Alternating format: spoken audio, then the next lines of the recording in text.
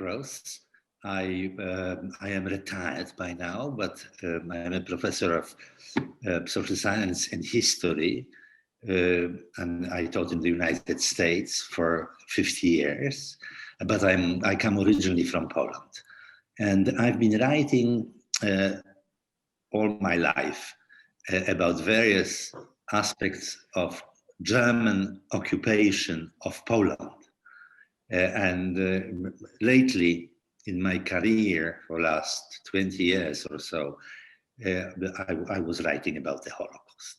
And I'm involved, therefore, I used to be involved in academic teaching, but in just spreading the knowledge, if you will, about the Holocaust through my writings for a very long time already. And thank you very much. Natalia recently wrote to me, and I'm very honored and very pleased to be able to join in some way. I don't know exactly what, but you will guide me in your efforts. Yeah, my name is Ali. I'm a German national working in Cambodia for more than 7 years now, with the German Heinrich Böll Foundation previously, now with the Swedish Raoul Wallenberg Institute. Of course, being a German with our own tragic history, it was very close to my heart to also work in Cambodia on the topic of dealing with the past. We developed some activities, conferences, publications on this, it was in this capacity that I met Raphael and Natalia previously, and we worked together here in Cambodia. And I also had the pleasure to work with Sayana on her project that she can introduce to you. Yeah, I'm happy to be part of this project as well. Thank you. Good afternoon again from Cambodia. And so my name is Sayanasa. I'm with the Peace Institute of Cambodia, and also I'm working a daily job with the entertainment as well. But also my previous work is I work with the museum and exhibition, and also student outreach. And just recently, like Ali have just raised up that his institute HBS has supported me for the translation of the Anne Frank diary, and we have been distributed. We give for free to the library and to some individual and also organization. But we also in the planning to distribute to the high school and secondary high school in Phnom Penh. But still now the school is still closed down, open up for 1 week and then 2 weeks and then closed down again. So I hope in when it's a bit stable, we can go for distribution of the Anne Frank diary for all. Thank you and nice to meet you. I'm happy to join this project with Never Again and IHRA. My name is Sammy Samuel. I am the head of the Jewish community, very small Jewish community in Myanmar.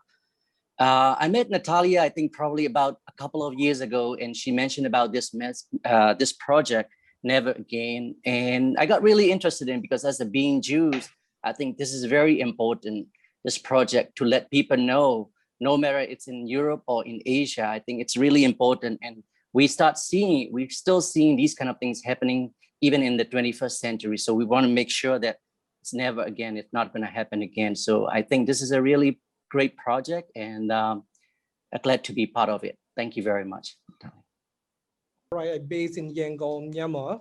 I'm a human rights specialist with for the far right. I'm especially doing human rights documentation, mainly focused on the kinds of violence perpetrated, human rights violation perpetrated by the state actor and non-state actor in Myanmar.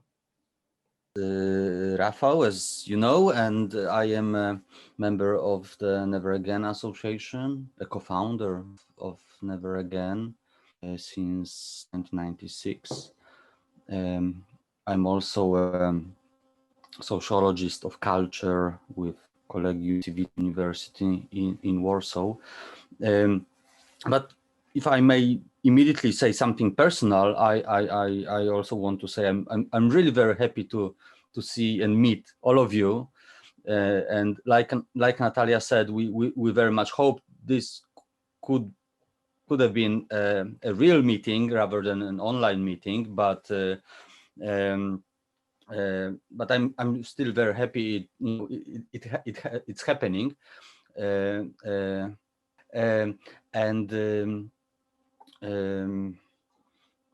yes, I'm also really happy to see an honor to see Jan Gross among us. And yes, I also remember the moment, or the time when we presented and discussed his work in Phnom Penh, as I think also Ali and Sayana may recall.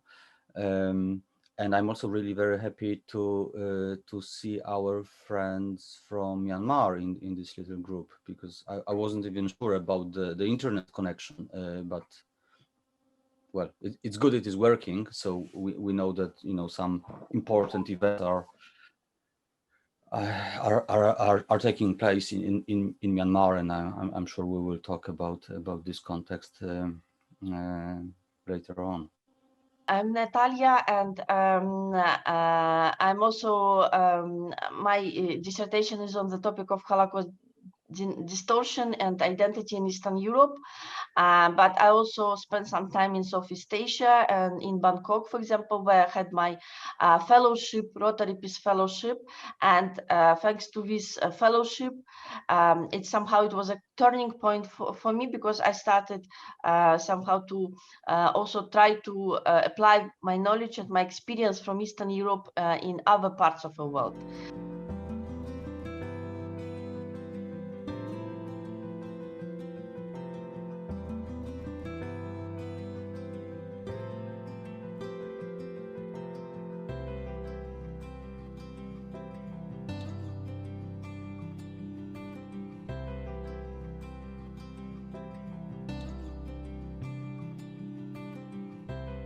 Suffered its own genocide in the 70s from the communist movement of the so-called Khmer Rouge. Many of you are familiar with this. Cambodia until today suffers from this situation. The so-called Khmer Rouge Tribunal is ongoing. We hope to get the verdict in the second case by May this year. Cambodia is still struggling to come to terms with its own history. There are different opinions about this. There is the opinion to say, let's forget about this, let's not deal with this, let's open a new chapter and look forward to the future and not look back. There is, of course, the attitude of victims who say we want to have our suffering acknowledged. And maybe even get reparation. So Heinrich Böll Foundation is a German organization, and it is dedicated to the work of the author and writer and political activist Heinrich Böll. Here you can see two of our publications that we produced in the past on different aspects of Holocaust genocide, but also on the Khmer Rouge genocide in Cambodia. We touched on different topics because we thought that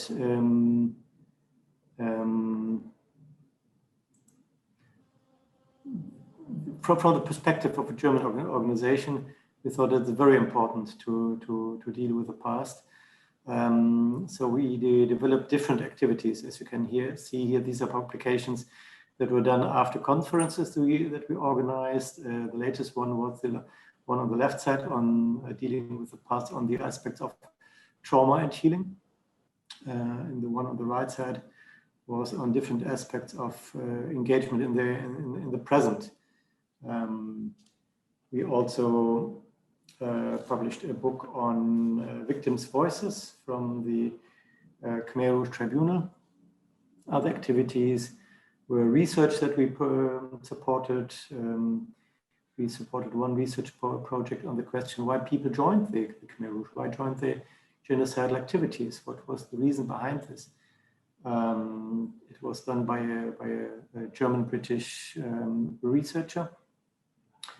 We supported cultural activities as well. For example, photo exhibition with perpetrators, with people who joined the Khmer Rouge and said, yes, we were part of this.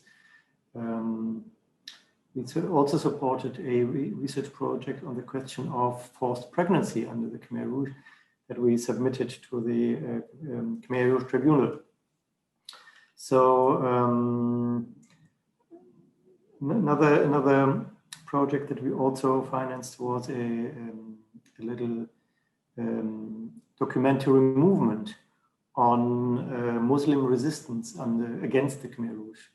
Very interesting project that we did with some filmmakers, German and Cambodian filmmakers, who interviewed, who followed young Muslim youth who interviewed their parents on the question what happened back then. So documenting and talking to survivors until today is a very important project in Cambodia. What I realized when I worked on these topics here in Cambodia is that there is very little knowledge on Holocaust, also on other genocide that happened after the Second World War, Yugoslavia, Rwanda, Sierra Leone. So, and this leads to a gap in knowledge.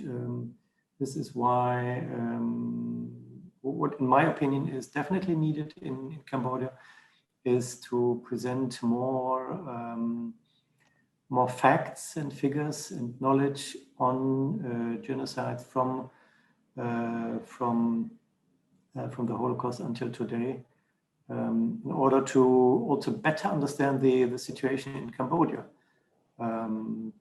It is until today the Cambodian society suffers from the idea that it were Cambodians who killed other Cambodians. And so of course, when we look at other genocidal situations, this has always been the case.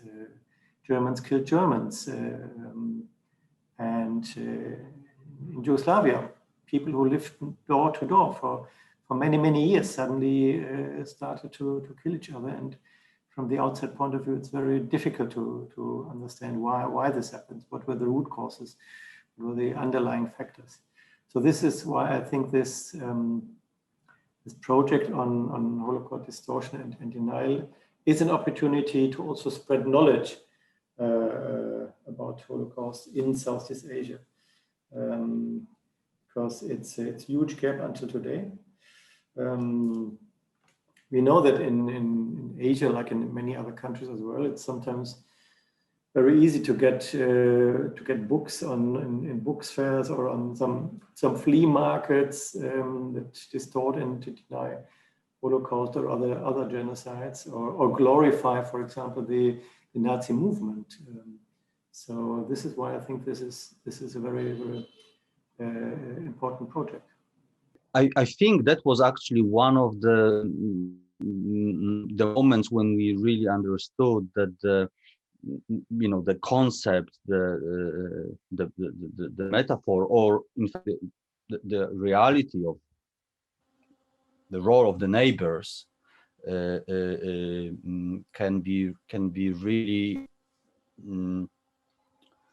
highly relevant, and we understood that people in Southeast Asia really related to it. Yeah, so our friends in Cambodia and elsewhere, they really reacted to the title of the book, but also to the to the message of the book and to the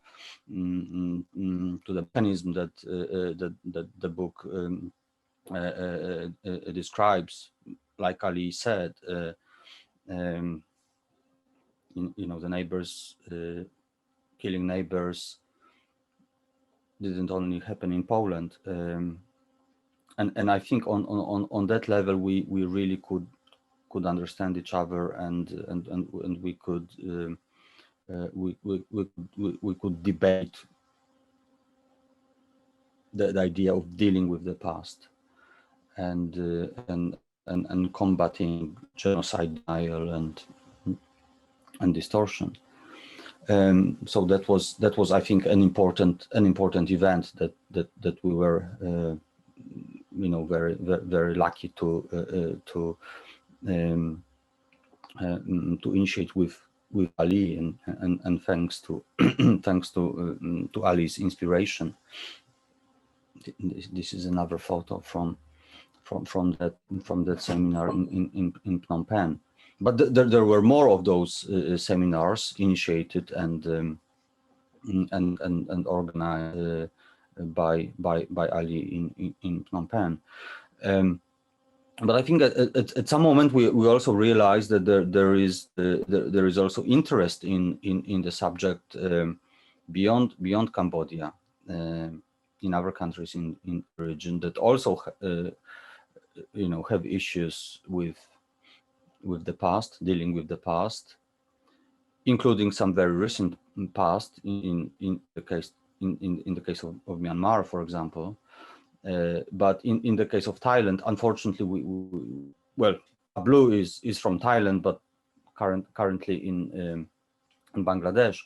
But in Thailand, dealing with the past also means several things, including dealing with the past of violence in the 70s. So in several countries in the region, we understood that not just the phrase "never" means a lot to many people, but also the phrase dealing with the past and the sort of self-critical approach to the country's past is also important there. And that was one of the main reasons for us, one of the main inspirations when we started thinking about operation, about this project. And one other thing I wanted to mention is that I hope it is understood, but probably it is something that we will need to repeat in the course of this activity for the next months. We are not trying to impose a form of knowledge of Polish or European history on a different region, which is Southeast Asia. But what we hope we can do is to learn from each other and inspire each other in a way that can be fruitful and positive on the level of intercultural dialogue and dialogue about identity and the history of the different regions. And it's not an easy task to frame this discussion in a way that that makes maximum sense. But hopefully with this kind of group, we can talk about the strategy that could be productive. Very interesting that what Sayana mentioned, and it's exactly like in Myanmar as well. Even though when we were young, the only thing that I learned about Holocaust is on the textbook on our 3rd grade. There was only one line saying that 6 million Jews were killed by Nazis.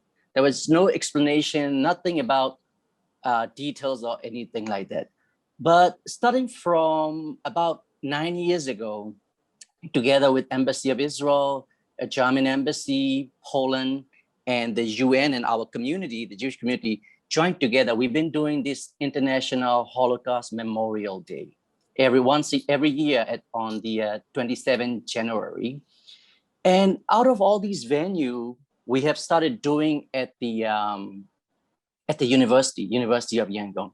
And like Professor mentioned, what is the target? And since then, our main target is to the student, because they are the key. They need to know, and not many people, I mean, almost very few people knows about the Holocaust, what happened in Germany during the Second World War. So since then, we've been pushing more on the educational side. And every year we're trying to change the program, meaning not only about lecture. So we invite musicians from Germany, Israel, and doing together. And someone read the poem. So different type of activity to do it together, so that student will get interest and student will like to learn more about it. And also about 3 years ago, we started a campaign called Never Again. So that means everyone, we have a flyer mentioned about what happened in Holocaust, but what Burmese people need to do is they just take the, they write on the paper, Never Again, and they send the photo to us. And they're taking from, you know, Myanmar is a huge country and many different state cities. So they are posting with their background of the different cities. So we collected about 300 photos. And this is just a way also, main target is to the education. And recently also the embassy and the Ministry of Education in Myanmar signed the MOU to put the Holocaust education into the curriculum. So that is on the work as well. But as everybody know, you know, started from 2016, 2017, many relate to about the Rohingya issue, because even at the Holocaust, you know, memorial service, all the you know, the ambassadors from Germany and others mentioning about relate in some way to the Rohingya issue has been a key element into these Holocaust education as well. But Nikki will agree with me. What we're having now is, as everybody knows, you know, Myanmar we are in a very difficult time now with the military coup. And one positive outcome that I would say from this one, it's now there's a unity among all the religion, because Rohingya issue has been very sensitive issue till January 31st. No one talk about it. I mean, very, very sensitive. But since after the military coup, everybody, even a lot of young people start talking about it. What happened? We are sorry for what happened in the Rakhine state. We are sorry for all the ethnic, what the military is doing to these ethnic people in Chin state, Kachin state. We are sorry for the Rohingya, what happened to you. So these are very interesting that it started changing within this week. And I hope this is the positive outcome that we will bring that from, and to make it more further, and together with Holocaust education and joint with the Rohingya issue, hopefully people in the education sector in Myanmar will have more knowledge. And when I say knowledge, I mean not only about the lectures or education, but together with all other activity, creative activity together, maybe hopefully we can do a lot more. So this is from my side. I think one of the major element is the Nezet. Nezet in the sense of history, you know, what happened to Jewish, and also one of, I mean, a kind of problem is people who don't have a knowledge or who don't have awareness, so they cannot be convinced, you know, they don't have any no idea of what happened to Rohingya or what happened to other ethnic minority in Myanmar. But right now, people talk about the impunity and human rights violation in Myanmar. So who are the major perpetrators? And then people become getting aware of military is the one who's the major human rights violation and perpetrator.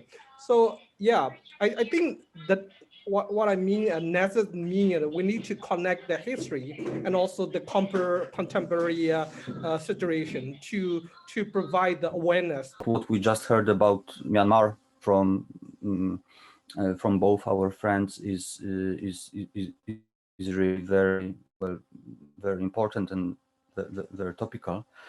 And of course, it shows that the phrase "never again" is not a phrase that belongs to the past. And so many times in so many places in Southeast Asia, we really felt and heard that this phrase is topical, is a topical phrase and an important motto today.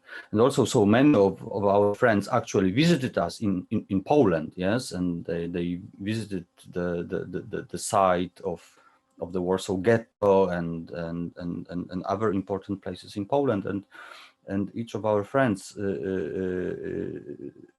told us they could relate to the Polish story, so to say, to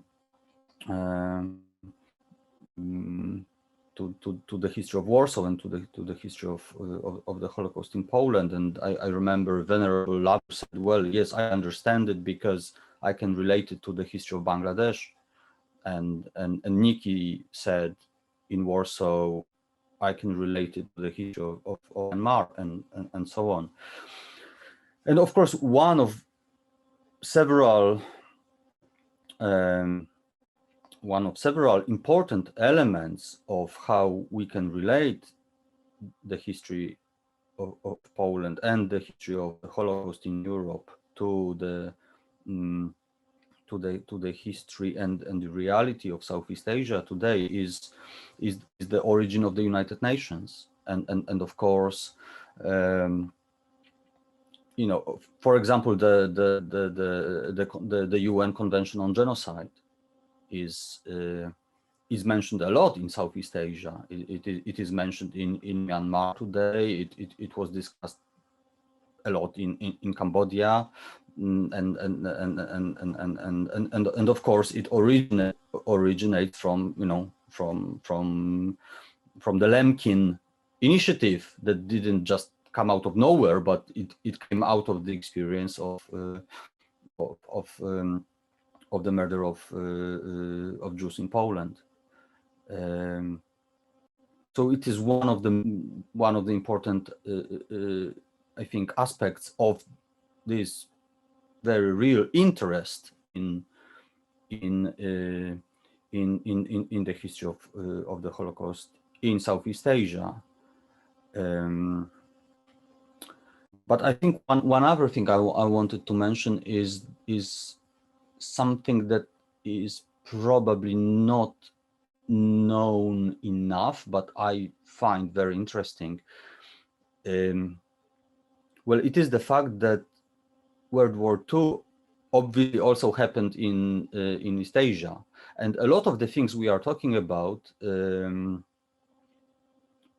anti-Semitism, persecution of Jews, fascist movements, they also happened in Southeast Asia during World War II. There's very little that can be found and read about the anti-Semitic fascist movement initiated by the Vichy regime in Cambodia. But we know it existed, and there is some photo evidence of Sieg Heiling youth groups in front of the royal palace in Phnom Penh. But you told me to talk about Thailand, so let me mention Thailand. Of course, Thailand was on the side of the fascist powers in World War II, and of course, the history of the fascist movement in Thailand has a continuity until today. And this history goes very deep into what Thailand is in terms of its national identity. Even the name of the country was invented during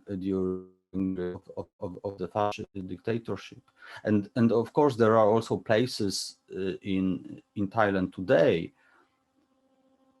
which I would not call, sometimes they are referred to as, Kanchanaburi is referred to the Auschwitz of Southeast Asia, which I think is sort of stretching the metaphor maybe too far. But of course, thousands of died, prisoners of war and slave laborers. They died because of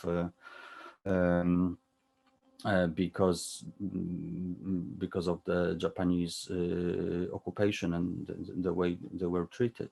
So again, I would stress that World War II was a global event, and I think we too often forget about it. And many of the things we talk about in the European context, they also had a Asian dimension, which I think provides a very challenging but also a very interesting context for the whole project.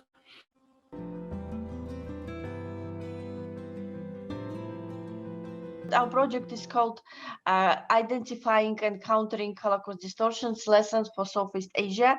And the main objective of the project is to identify different arguments of Holocaust distorters and to produce counter-arguments and also tools such as exhibition or seminars, how to deal with this with Holocaust distortion, but also at the same time to inspire critical discourses about local conflicts and about different instances of genocides in the region. And our project draws from the Polish and German experience of dealing with the past and from the region history. So we are people from Eastern Europe, and our perspective is probably different from others coming to the region from the United States. So we are people from the Eastern Europe with different perspective, and we interact. So it's not a one-way transfer of knowledge, but as also Rafał mentioned at the beginning, facilitation of dialogue, exchange of ideas, exchange on legacy of hatred, conflict, and genocide. And the message is to dispel distortion and denial and other of Holocaust and other genocide, emphasize its significance as universal heritage and the point of reference in debates on human rights. And Holocaust is a form of a genocide denial which is dangerous and has to be opposed across the world, also in the Southeast Asia. And so our project, as I mentioned, includes several activities, and first of all, it is recommendations, which we will be elaborating together, taking into account also local, national context of both countries, three countries. Recommendation which will include arguments, strategies, and possible measures to prevent and counter Holocaust distortion and inspire critical discourses about local conflicts and instances of genocide. Our project includes online and in-person lectures and workshops. In the beginning, we were only in-person lectures and workshops because of a pandemic. We have to move mostly online for this year.